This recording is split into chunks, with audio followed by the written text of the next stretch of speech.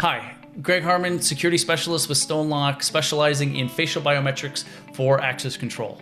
I help organizations all over the world create secure, private, and touch-free environments for their employees and guests using facial biometrics that seamlessly integrate with the industry's leading access control systems. Today, I'm really excited to introduce David Brodeur. David Brodeur is an industry expert. He works for IMI, but he's also one of the best presenters I've ever seen. And he's going to give you a tour of the StoneLock platform. Before we get started, please click the subscribe button, the bell notification icon to stay on top of the latest and greatest with StoneLock. Also, if questions come up throughout the session, just drop them in the comments below and we will respond to you. Really excited and looking forward to this session. Please enjoy. Let's get started. I want to thank everybody and start off for joining in. For folks where this is the first time they've attended an IMI webinar, thank you so much for joining. Really appreciate having you. I think you picked a phenomenal topic for your first one here on StoneLock, touchless biometrics. And we're going to be going, spending our next 30 minutes really diving deep into that platform. For folks that have attended one of these before, well, thanks for coming back. I'm glad that we were able to get another topic to engage you with and to show some value to these. And hopefully, again, for the folks that are new, first time on here, you're going to see that today as well. And if you want to sign up for future seminars, you can reach out to me via the Eventbrite page, events@inmarketing.com. You can give a call to our office here, and we'll get you notified when we have more seminars coming up. We have one scheduled for next month on cameras for a video system, Illustra cameras paired with the exact platform. That's going to be on April 20th at 9:30. Another 30-minute presentation like this. But today, we're going to be focusing on access control technology, and in particular, something that is really buzzy in the industry that's been difficult for a lot of folks to work with, in particular, biometrics, and how the StoneLock approach, I really think, turns it on its end and brings biometrics to the masses. So to start off, though, I want to talk about StoneLock themselves. So StoneLock was founded in 2011. They are woman-founded, woman-owned, American-made, so they do meet NDAA purchase requirements. I'm going to get that right out of the way. So folks who are working with government customers, no issues in terms of equipment sourcing and things like that that would run afoul of that. And we're headquartered out of Kansas City. Now, this may be your first introduction to StoneLock with the StoneLock GO, and what a great introduction. And I think you're going to see why in just a bit. But StoneLock's been on the market for 10 years. And over that 10 years, we work with a lot of companies, a lot of big, successful companies. We work with a lot of Fortune 500 folks, in particular, 40% of the Fortune 100. That is the top of the Fortune 500. So from an end user perspective, you should feel really comfortable that some of the biggest companies in the world rely on StoneLock technology to secure their building as part of their everyday security apparatus. And for folks that are selling access control, well, this should give you an idea of the types of customers that look at this product traditionally. And again, I think we really open this up for even more folks at the price point and the ease of use of this iteration of it, this generation of it. One thing that you're going to hear me touch on throughout the presentation as well is the privacy aspect of how we approach this technology and how biometrics really differ from other approaches to trying to use people's faces to get them around a building. We use patented technology that is not image-based. We're not storing photos of an individual or any personally identifiable information. That's something you probably hear thrown around a lot in the advent of the digital privacy age of the internet.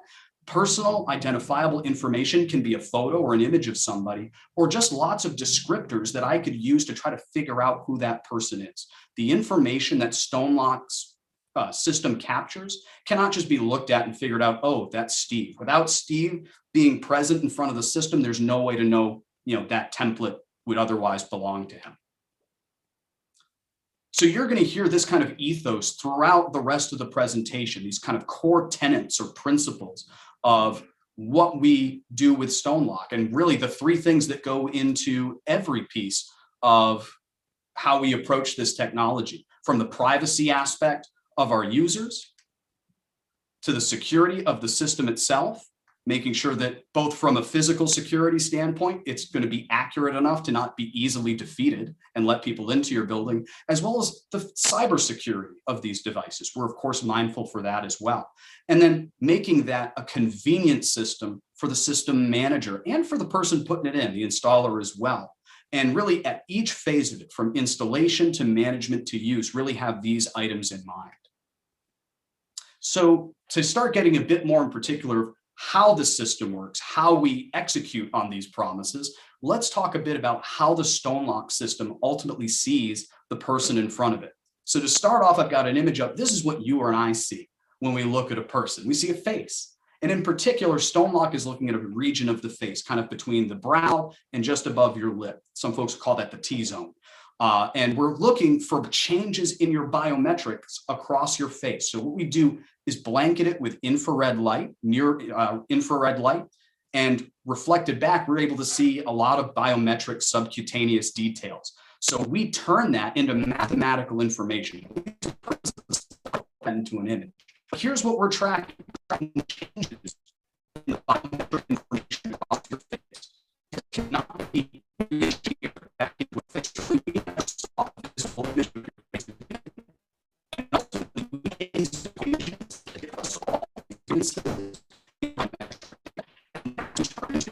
Into your digital system.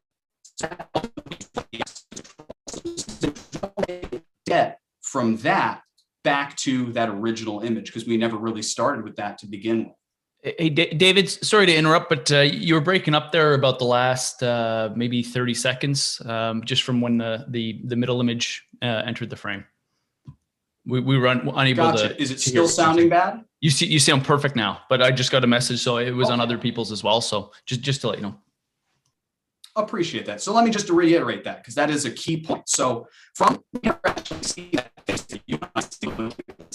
we generate that into mathematical representation of the changes in your biometric information across your face. And that is ultimately turned into a digital key that is our template for you in the system. And there's just no way to reverse engineer that back into the identifiable information of an image of someone's face or details that you could look at and identify who that person is.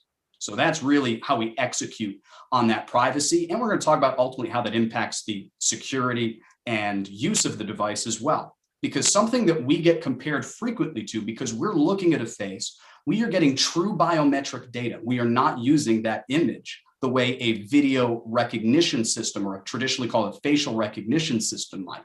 So let's compare that a little bit on why biometrics makes a difference. It overcomes a lot of challenges that, for folks that have worked with video-based recognition systems, have definitely run into when it comes to an access control application.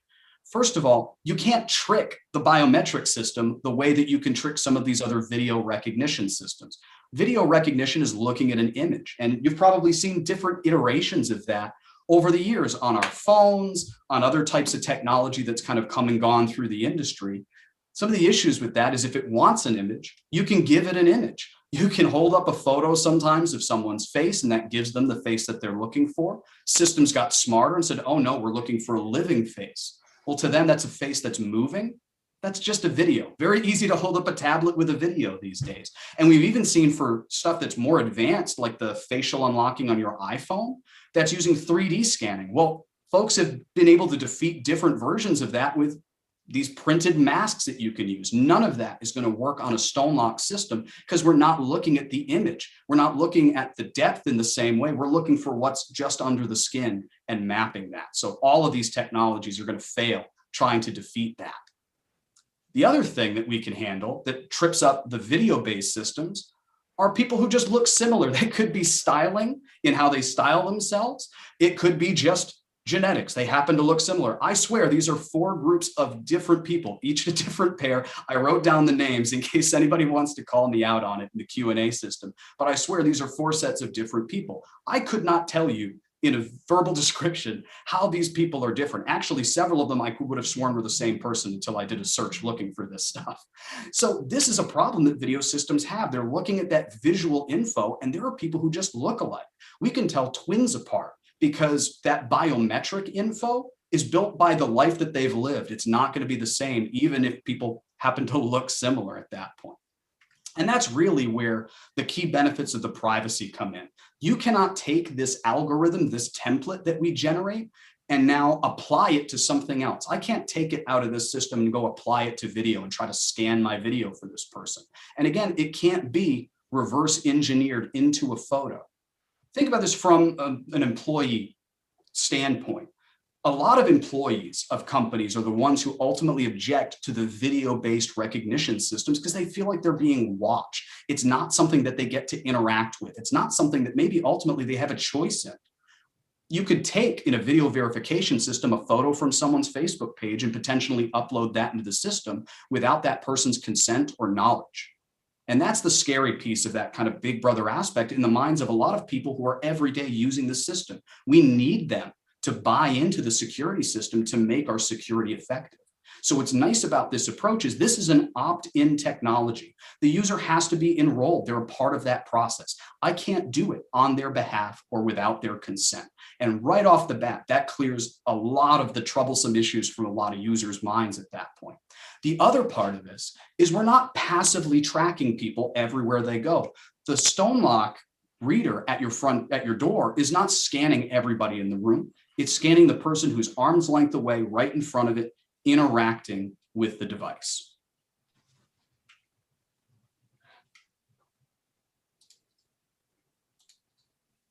So let's talk for a minute about the features of the unit itself. So you see, I've got a mock-up of the StoneLock GO reader here, an image of it. Actually, on my 22-inch monitor, that's about real size. So I don't know what screen you have at home, but it's probably not much bigger than what you're looking at. It's a very reasonable size, about the size of a standard biometric unit. Some of the nice features of this thing, first off, it's contactless. Traditionally, that's great for healthcare environments, clean spaces, folks in manufacturing, perhaps, any space where traditionally you'd be opening doors with your elbows. And it feels like that's everywhere right now. So I think there's a lot of spaces right now that can benefit from that. One thing that does get brought up that I want to address right away is masks. So we are scanning between the upper lip and just above the brow. So the mask does block part of that area, just like if you're trying to authenticate with your iPhone with a mask. So because you're arm's length away, just quickly pull down a mask to authenticate. It takes a fraction of a second, just like you're doing it on your iPhone. Again, you're not touching anything, you're arm's length away, and it's very, very quick. So it really should not be a health concern to anybody at that point. Way, way better than a fingerprint or a handprint or other types of tech that you have to physically interact with, even card readers and things like that. Now, the accuracy of this system is phenomenal. So in terms of a false alarm rate, we have an accuracy of 1 to 250,000, 250,000 people. Now that accuracy, talking about other types of technology, is going to vary by the device. Fingerprint readers, on average, the ones that I've dealt with in the past were usually somewhere between 50,000 to 75,000. So more accurate than a lot of other types of biometrics and a lot of other specific units that are out there, absolutely. And again, compare that to the traditional facial recognition that people are thinking of that's video-based, and it just blows that out of the water.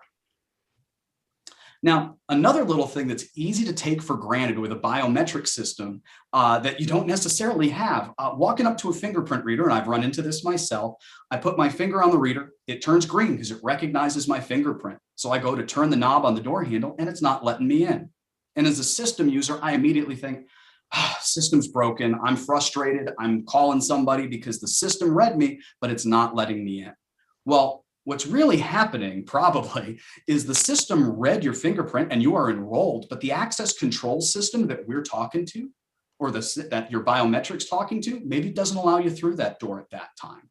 So to differentiate, if you look closely, there's a little lock above the portrait on StoneLock. So we give you 2 levels of notification. When you approach the unit, we scan your face and we're going to give you a green or a red based on matching to your template in the system.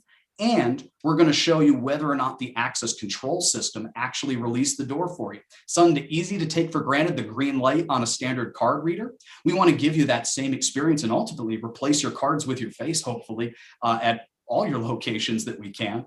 But you have to have that notification to avoid that frustration. So easy thing to miss or to take for granted that you don't usually get necessarily with an access control device. And just to the left of that, you see there's a little QR icon. So we have the ability to read QR codes, and we use that a few different ways in the system, in particular as part of your enrollment.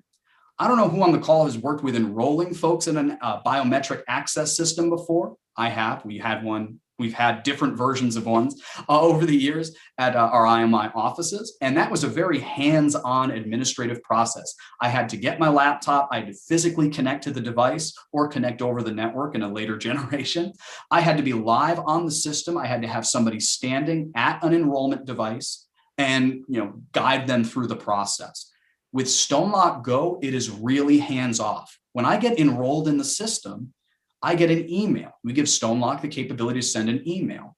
Or even if we don't, we get a QR code on the administrative side that whether the system sends my user that QR code automatically, or I grab the image and send it to them myself, they take that QR code, they display it on their phone to the unit. It's going to walk them through the enrollment process on any StoneLock Go on your system. So there's no specific enrollment device, and you don't have to be online with them, walking them through the process. It's an automated process from there once you've got them in the system. Can't tell you how much time that saves and the long lines of people that need to be all enrolled because you don't want to spend, time getting up and down from your desk all week enrolling people every time there's a need. We also have a very special kind of tamper on this device, acknowledging that we do have templates with biometric information.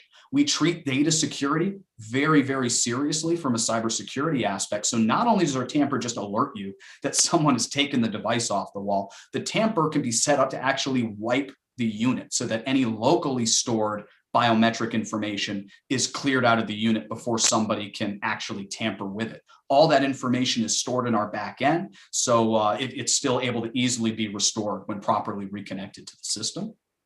And one last little item, another one that's easy to take for granted, ADA compliance. With biometrics, that can be frustrating with a handprint reader, especially something you have to physically interact with, right? Eye scanners is another one. I've seen some funky devices where they're constantly like motorized, moving up and down so they can try to scan people who might be shorter in a wheelchair. Maybe younger people have to interact with the system given the space that it's in. With StoneLock, we have a very wide vertical capture so that we can mount it. It has to be 48 inches to the bottom of the reader, and we're able to meet all ADA guidance from that, arm's length distance for folks that are shorter, taller, whether it's because they're in a wheelchair or younger or whatever the reason.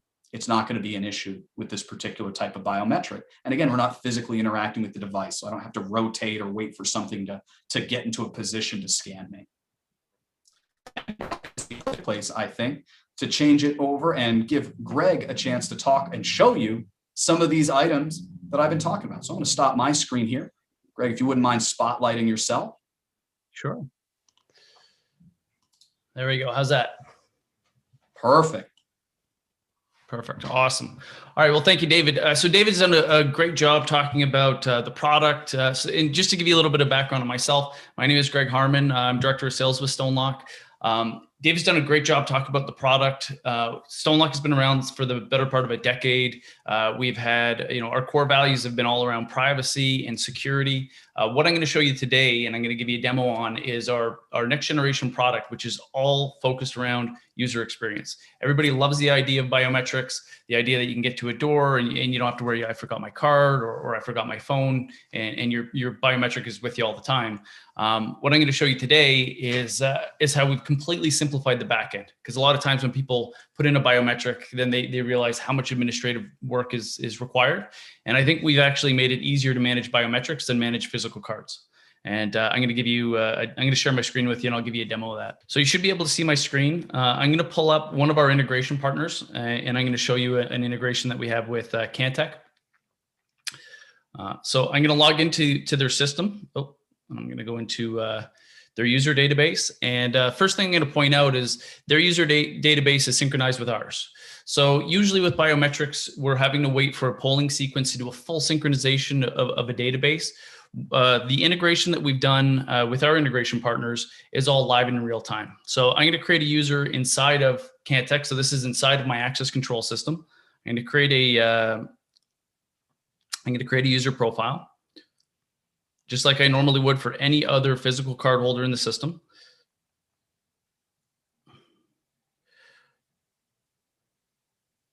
I'm going to put in a card number and I'm going to hit save. And as soon as I do that, and let me get this out of the way. Whoops.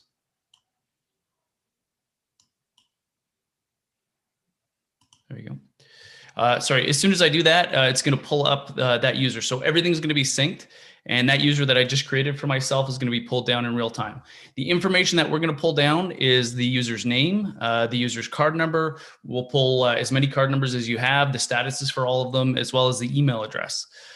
So all we're going to have to do now to enroll me as a user is one of two things. We're using this new process that we call first read enrollment. So David talked about the process of a user showing up and him having to open up software and connect to a device.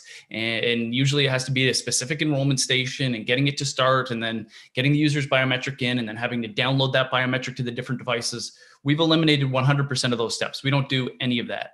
So as soon as you hit save, we're going to instantaneously pull that user down, pull down their card number, pull down their email address if provided, and also automatically generate a QR code for that user.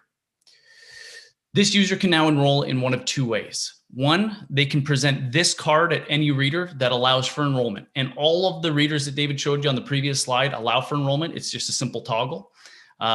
Once that card is presented, the screen will come to life, walk you through a very simple to follow step-by-step enrollment process.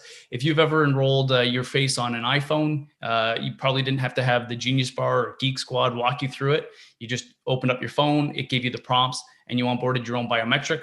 Our product's going to work the same way. A user is going to show up, you might verify their ID, and then ask them to tap their card and follow the prompts on the screen. It is that easy. Once they're done, there's no software to be interacted with after the fact, which David's going to show you how we manage all of that. That user, 18 seconds after they've tapped their card and gone through their enrollment process, they're ready to start their day and enroll on any reader on the system. The other thing that we do is in real time, we pull that user's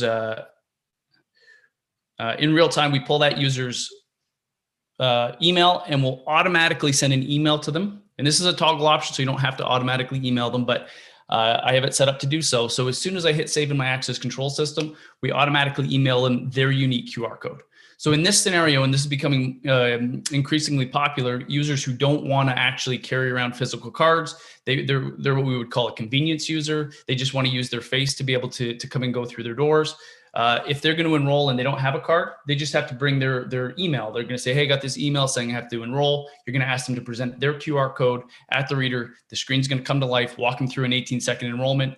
And then once it's complete, you're going to be ready to start your day. So I'm going to flip to the back of my room. I'm going to show an enrollment, and David's going to narrate this part for me. All right, folks. So you're going to see Greg in a second navigate to the back of the room. And just to start off, to show you, he's not enrolled in the system. We're not pulling any funny business here. He's going to fail to enroll at scanning or fail to come up in either existing system.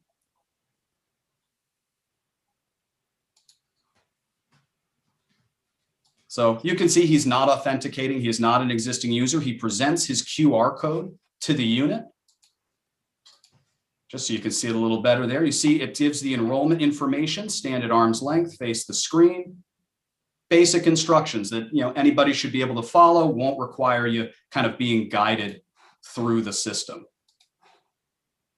So we'll give him a moment to do that.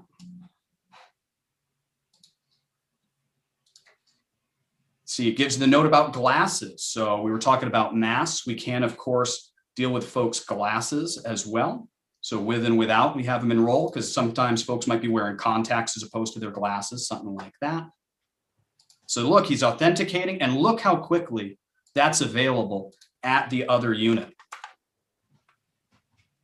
Yeah, so I mean, that's as easy as it is to enroll, and I can probably unspotlight myself. Yeah, that's as easy as it is to enroll. And what you saw there was I enrolled my biometric. I went through the process, 18 seconds.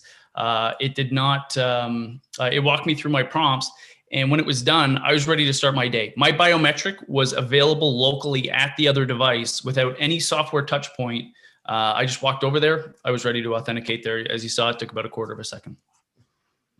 All right. So few items I want to touch on the back end of that. I mean, to show how really that magic happens. You just saw how seamless that experience is, particularly with the integration where you have that single pane of glass management. In terms of setting that up and connecting into that system, it's very straightforward. So you see from the physical unit, faceplate is powered via PoE from the network, and we're talking to the StoneLock Gateway, our back-end management software that's ultimately talking to that access control solution for integration over the network. And then locally, it's wired weekend to your access panel. And we have a contact point for our lock sense, so we can sense whether the lock was released based on what the access control panel wanted to do. Now, you also heard Greg mention the ability to do card and two-factor authentication, or use a card for enrollment. That's not required. You saw him just enroll with his QR code as that second form of authentication. Very easy, though, to add a card reader into the solution. So we have an item we call our reader expansion module that sits, comes off the network PoE Plus, or you can give it 12 or 24 volt DC power. So that's going to power the relay expansion unit, and it gives off the PoE power for your faceplate and for whatever reader you're going to attach. So Weekend or OSDP to our relay reader expansion module. And then it again has the Weekend and lock sense wire over to your access panel. Few more installation notes to be aware of. This is an indoor reader, so it needs to be in controlled environments. The reason that we've really focused on this iteration, other than it makes it certainly a more affordable unit for the masses, we use near infrared light. The sun gives off an overwhelming amount of that. So we've got to keep the unit out of direct sunlight. It can be in a vestibule that's covered from the sun so that it's not getting direct exposure, something like that. But think about taking a photo with the sun behind somebody. When we're looking at them, it's going to silhouette them. My photo, it's not going to catch the information, or it's just going to be whited out. You get the same effect in the infrared spectrum. So we want to have the unit out of direct sunlight. Again, 48 inches to the bottom for ADA compliant reading. PoE standard distance, 100 meters, 328 feet.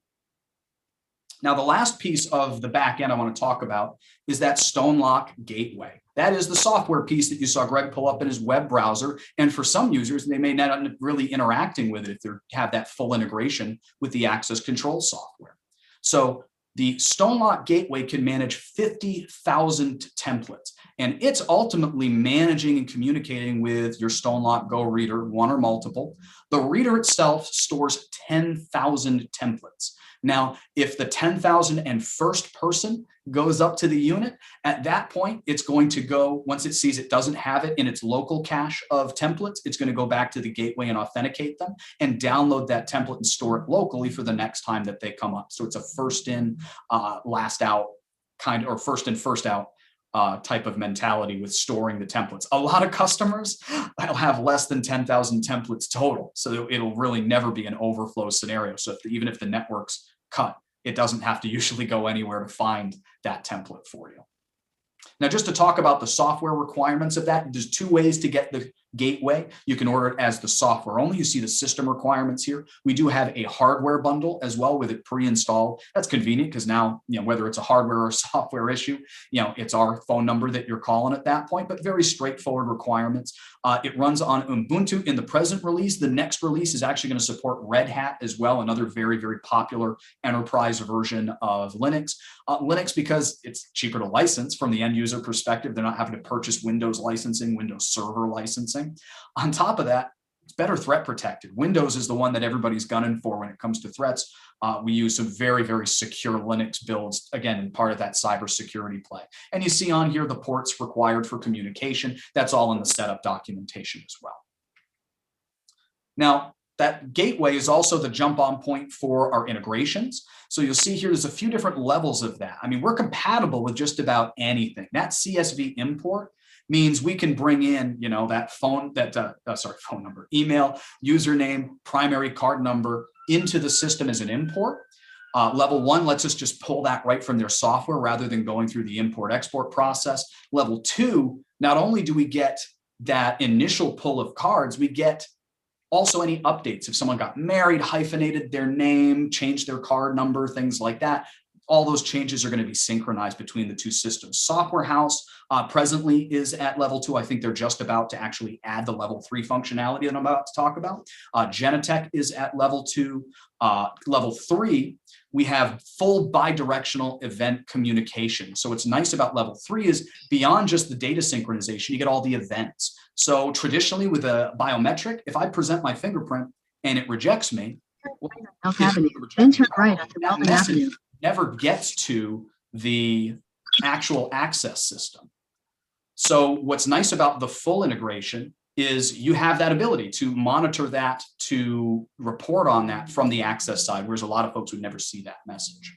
And both of those levels include that QR code automatic enrollment. So CanTech that Greg was showing, something that a lot of the IMI folks work with on our portfolio, has that full level 3 integration where even the QR code is available within the CanTech platform. So, and there's more integrations coming. This is an open integration platform. So if there's folks that you're working with that you want to take advantage of that, reach out to myself. I can get Greg's team involved and we can start those conversations with the manufacturers. Again, I think Linnell is in development right now as well.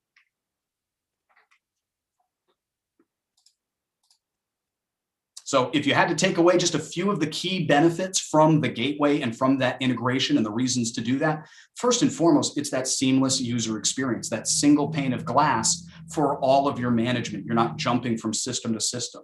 You get that real-time monitoring. Even if someone tries to present their face to the unit and is rejected, you're going to at least have the attempt logged in your system rather than having to go to StoneLock to go and get that. It's going to automate all your personnel record changes, phone number, name updates, card number updates, things like that. And you get the benefit of that automated QR enrollment. Again, so it's just seamless and not taking up your time walking through every single user going in there. And it's included with the gateway. This is not a license. It's not a part of the SSA or anything like that. It's just an included functionality of the StoneLock product. Now, some of those third parties may have an integration package on their end that they require. That's going to depend on that access control platform, but there's no bolt-ons or extra pieces needed from our end. It's a core part of our solution. One thing I will note, while we don't require you to have the SSA, again, we don't turn anything off. If there's updates on the integrated partner side, we may have updates to our gateway to facilitate, continued functionality.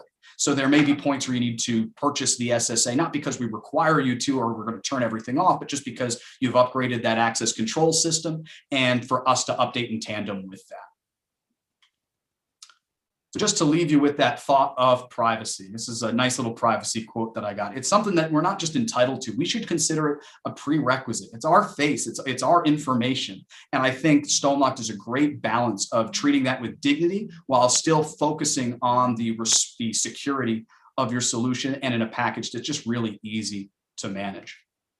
So I want to thank on through the call for us here. If you ask questions through the chat, we're going to start addressing those now. I think a few folks I saw were piping in with things as we were going, but I'm going to open this up now. Folks are able to unmute themselves, and let's pull up that chat list actually, and Greg and I will start looking at some of the questions that came up there. Perfect. I started, David, answering a few.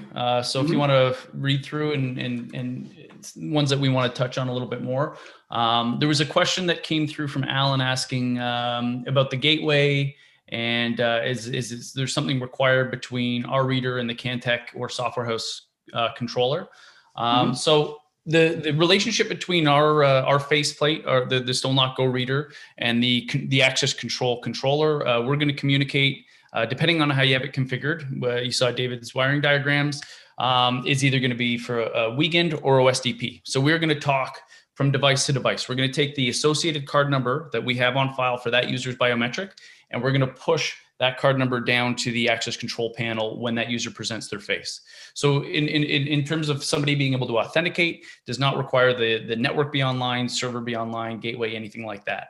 And then we require a gateway that manages the distribution and management of all the biometric keys. And then there is a Windows integration service that will be installed alongside your access control software. And you asked about CanTech and Software House, so you would install a Windows integration software alongside those. Hopefully that answers your question. Absolutely. Let's see. We had, it looks like you answered the question about an outdoor model. So I referenced earlier, this generation of the technology or this particular form factor slated for indoor use. There is an outdoor version of the technology in development that Greg says is slated, at least for now, for the end of the year for our target. There was a question that, oh, sorry, go ahead. Right. Greg, this is Alan. Going back to that. Okay. So when you say Windows integration software, who is that going to come from? Is that going to come from you guys? Yeah, it's going to come from us. It's you're going to get a file that you're going to run on your access control. So wherever your EntroPass is located, your software house is located, you're going to get a file from us to run, and that Windows integration service is going to basically act as a bridge. It's going to create one session into your access control system and one session into the StoneLock gateway. Okay. And all the enrollments, when they're done, are strictly on a reader. So if you're on 10 readers, you have to enroll 10 different times? No. Great question. No. So all of the biometric keys are going to get distributed. So when I did my demo earlier, I enrolled here, and then about a second later, I walked over to my other reader and I was able to authenticate there. What was happening behind the scenes was I enrolled at the first reader, and as soon as that enrollment was complete, it stored a copy of my biometric key locally at the device I enrolled on. It sent one up to the gateway, so now I'm copied up there as well. And then it also sent it to every other reader on the gateway. So when I walked over and I authenticated at the other reader, that was me being local at the reader, ready to authenticate. The gateway manages all that traffic for you. Okay, and the removal of a user is handled same way through the Cantech? It would go out to every reader and remove the person? Yeah, if I were to open my Cantech app again and delete that user, my biometric key would be gone instantly. Excellent. So we got a few other questions in here. Here's one that I think, again, kind of comes from the questions that often get asked of a video-based system. Does ethnicity play a role in the accuracy of our system? That's a great question. So because of the fact we're using near infrared, and I know where this question's coming from, because facial recognition, different complexions don't tend to authenticate as consistently as other complexions.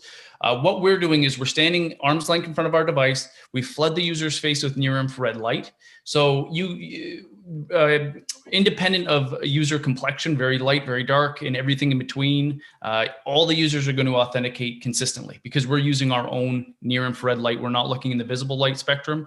Same to that point, if I were to turn all the lights off in my office and make everything pitch black in here, again, because we're using our own near infrared light, we don't really care about the complexion of the user. Everybody's going to have the same authentication experience. Absolutely. Another question that came up from Todd, I'll address this when he was asking about pricing questions. I would want to get you guys in touch with your local IMI rep to look at the system so that we're looking at what the holistic system approach is going to be and get you the right costs on that. So anybody who's looking at even if it's just mocking up a potential deployment, reach out to IMI. We'll get you in touch with your local rep, and we'll get Greg's team involved as well to help design and ultimately price out what your system would be looking at. I answered this one in the chat, but just in case the person's on, can we integrate with Secure Access? Yes, absolutely. They were one of the folks that we mentioned there. Here's a good one for folks that are familiar with the Hatrix program from Cantech, the ability to synchronize with that platform. Now, I know we can use the StoneLock readers on a Cantech board that is hooked up to Hatrix. Absolutely. The only question there, I think, is more on whether we can synchronize with that third-party database in a Hatrix scenario. Are we able to do that? Yeah, so we actually, in our latest update, and for those that don't know me on the call, or a few of the a few of the other StoneLock guys, there's a number of people that were at Cantech and part of that whole Hatrix program, so we have a really good understanding how that works. So in our last update that we did bring in support for Hatrix. So we do have the ability to connect to the smart link, the HTTPS smart link of your Hatrix URL. It does require today that we have a gateway at the location, but we do have the ability to work with Hatrix. If you have more details on that, I'd love to take it offline and walk you through that whole process. Absolutely. Here's another one that I addressed partway through, but it's an important one to make sure everyone's clear on how do face coverings affect performance. So if the face covering is covering the nose, the upper part of the lip like that, now you see mustache is not a problem, but something that's fully blocking that area like a mask is going to need to be just momentarily pulled down when you're at that arm's length for it to authenticate. The same you'd have to do with your iPhone at that point. The other, and that's it. You're not physically interacting with the device, and it's very, very momentary, as you saw with Greg. Once he was enrolled in the system, that authentication took not even a second, I don't think, as he was presenting there. And we do work a lot of times in spaces where that's common. Again, healthcare traditionally has been a very strong vertical for us. And with this technology, because you're not physically interacting with it, that is an environment that really all the time is dealing with facial covering. So it is, something that's already kind of proven in the field to not be an issue once you just briefly expose that area that we're scanning.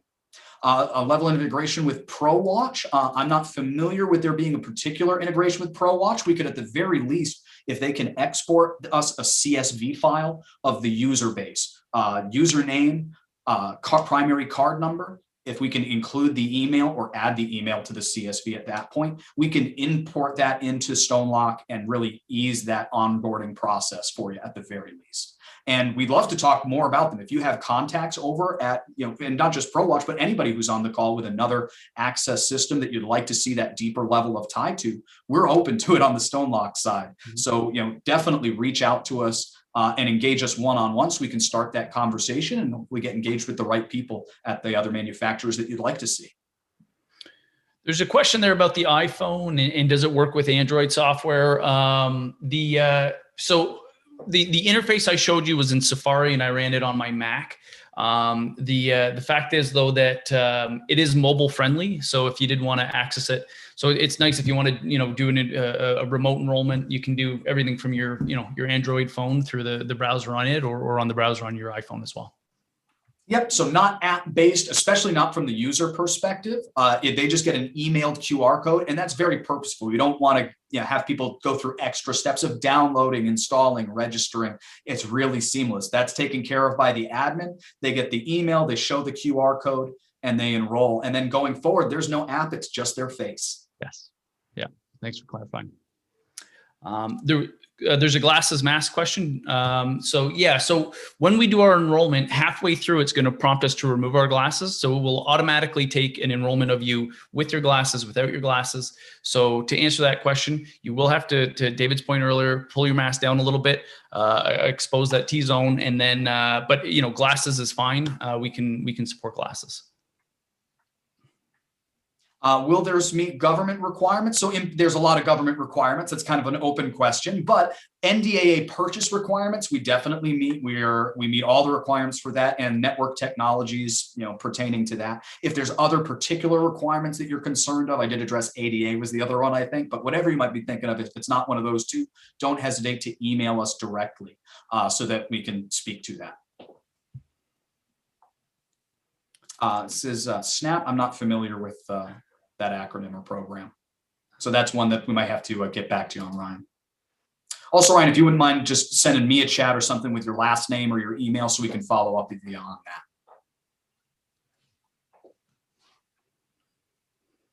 I'm going to give a quick peek through. I think we got most of these. Let me peek earlier just in case we missed anything. Distance at which the reader operates is arm's length, approximately 2 feet. That is your sweet spot. So when you enroll, you're going to enroll at 2 feet, arm's length. You're going to kind of face the reader, whether that be up or down. And that's your sweet spot for authenticating. That said, it will pick you up sort of as far out as 4 feet and as close as 1 feet, but you really want to be at 2 feet, arm's length. That is definitely your sweet spot. We have 1 new message, 2 new messages. Oh. All right. Give it just another moment for folks. Oh, will it work with a FOIA with sunlight on the reader? Yeah, it's a tricky question. So sunlight is the enemy. So there are some glass that will block near infrared, and that we will be able to. But if there is sun coming through, it is definitely potential for a user not to be able to authenticate consistently at certain times of the day. That's something, probably a particular situation we want to engage with a local installer to see if maybe there's other things we can do to mitigate it. A lot of business times now, there's films that we can put over glass to help block certain wavelengths to help us, better employ some technologies like this. So there's no universal, blanket answer one way or the other, I suppose, that I could say for that. But it is something that there's potential there. It's just a bit of it depends, and we can kind of work through the particulars of your scenario if you want to engage us one-on-one. And again, we've got local IMI folks up and down the East Coast, and we're getting to a point where there's more and more opportunity to be able to go on site and help visit some of these spaces with you guys. So excellent. Well, I know how this goes too. If anybody's, we end the presentation and at that moment, the perfect question sparks into your mind. that's okay. You've got our emails on here. You've got the contact for the local IMI folks who got you involved with the call here today. You can reach out to us on LinkedIn. However you can get your question to us, we are happy to continue and answer it. So don't hesitate, whether it happens later today or over the weekend or walking your dog. We're always here to answer your questions and help you, evaluate these needs. So thank you so much for the folks who were able to stay on through the Q&A. We appreciate you so much, and we look forward to hopefully hosting you again in the future. Thanks, everybody, and hope you have a great day. All right, so there you have it. Really good session, really good feedback. If you have any other questions, just drop them in the comment section below. Also, click on the bell icon and subscribe button to stay on top of the latest and greatest with StoneLock. Thank you for watching, and we'll see you next time.